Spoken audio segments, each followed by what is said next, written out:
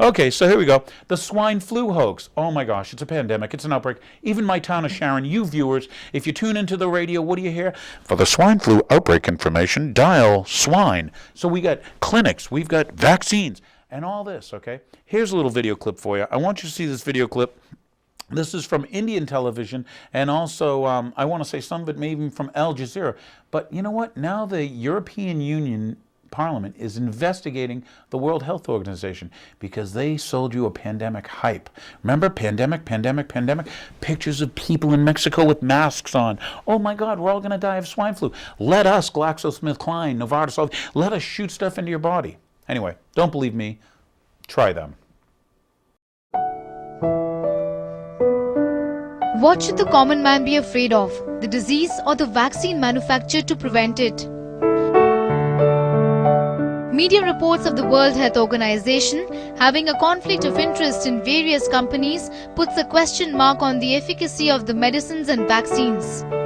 In the decision making and in the regulatory body, when they ensure that they have their people either paid up or indirectly paid up, so that when they take decisions about regulation and about clearance, those people are taking decisions in the interest of the corporation.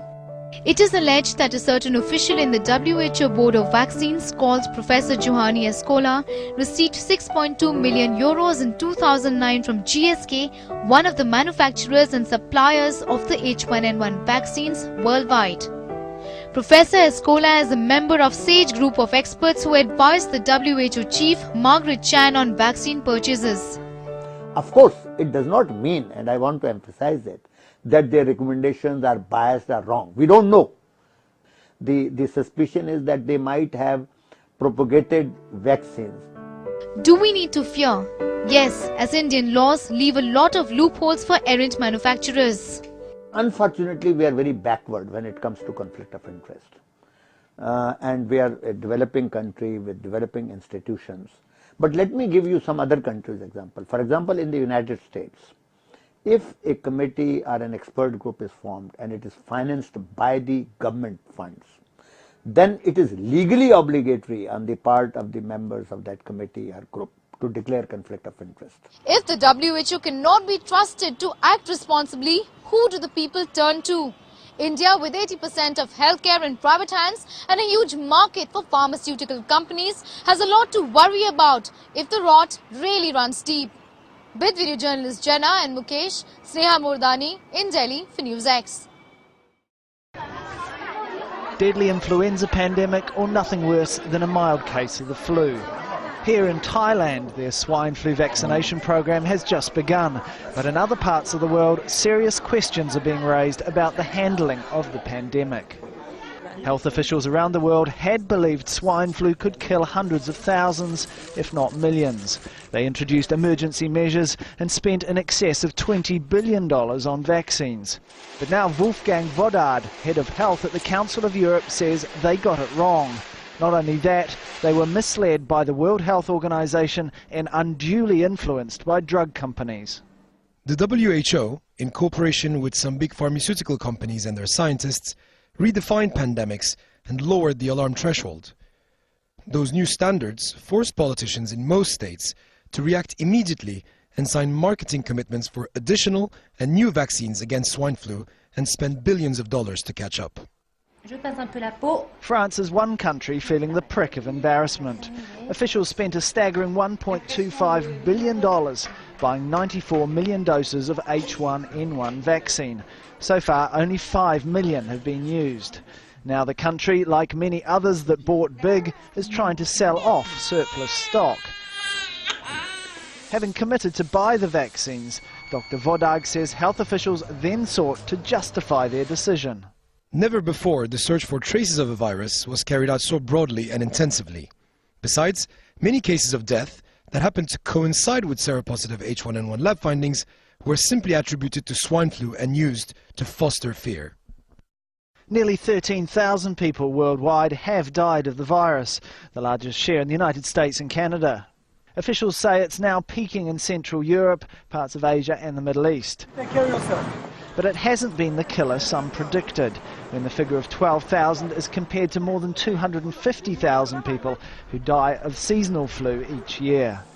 Dr. Vorag says the H1N1 vaccine was not sufficiently tested and was needlessly exposed to millions of healthy people.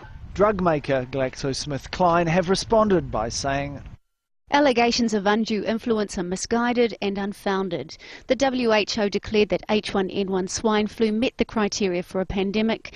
Responding to it has required unprecedented collaboration. As WHO has stated, legal regulations and numerous safeguards are in place to manage possible conflicts of interest.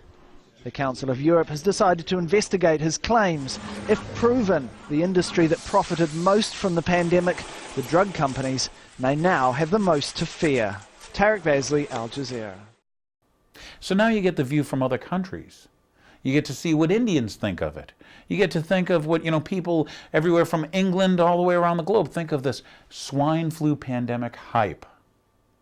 And I got to ask you, well, we'll wait to the end of the show when I'll say, did you watch the other shows? Because we went over this. But now it's, it's months and months later.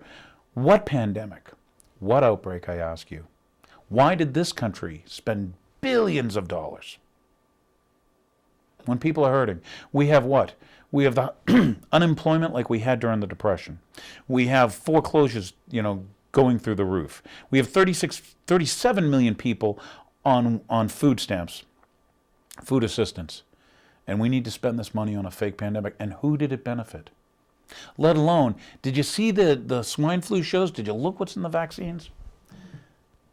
Do you think for yourself? Or do you accept the programming? So are you programmed yet? So let's move on. Okay, so anyway, swine flu. You had media hype. Remember the Mexicans in masks? Yep. Pandemic, outbreak, hype, hype, hype. The WHO, the World Health Organization, declaring a level 6 pandemic. Okay, so what did we get? What were the effects? With global warming, you get in the taxes and all that. But with the swine flu hoax, Massachusetts passed their pandemic stuff, didn't they? Or they tried real hard. Forced inoculations, remove you from your house, quarantine you based on all lies. Once again, cui bono. Who benefits? Who wanted this agenda? Who sold you? Who pushed that hype? Are you programmed yet? Okay, we also had what? Forced and coerced vaccinations. New York tried to make it mandatory. New Jersey for the schools, okay? They fought it, the New York health workers and stuff, and guess what? They had to stop doing it. Anyway, military was being trained on giving, I was talking to a colonel, by the way, in the reserves, who was trained so that he could, forcibly inject Americans? Yeah, that's all in the story. So anyway, once again, so you don't believe me, here's pictures. The EU is now going to investigate why the World Health Organization, part of that global government UN thing, thank you, once again, is it these globalist bankers behind all this? Who is programming you? All right. So anyway, that's the World Health Organization sold you that swine flu pandemic hoax. Now, how about the 9/11 hoax? I've been on for a couple of years. Every now and then I show you a little piece of 9/11. And look at my great shirt today. Do buildings commit suicide? Do you know what World Trade Center 7 is? So why don't you look it up? There's some homework. Find out about World Trade Center 7. So anyway, check this out. It's 9/11. Who do they get but this man on the street who tells you what? The building collapsed because of fires. Don't believe me. This is your media. How did we do that man on the street program? Check it out. By that evening, eyewitnesses and experts alike were rushing to defend the official narrative of events, claiming that raging jet fuel fires melted the steel inside the Twin Towers. I saw this plane come out of nowhere and just ream right into the side of the Twin Tower, exploding through the other side. And then I witnessed both towers collapse, one first and then the second, mostly due to structural failure because the fire was just too intense. During the same day on 9/11, all of a sudden it's Osama bin Laden. We're programming, it looks like the work of Osama. How did he make NORAD stand down? How do you fit a plane through a small hole in the Pentagon? Where's the plane debris in Shanksville, Pennsylvania? Why were, the people running security for the World Trade Centers, why were they all related directly to the Bush folks? Like Whit Walker III, like Marvin Bush? There's some homework. Okay,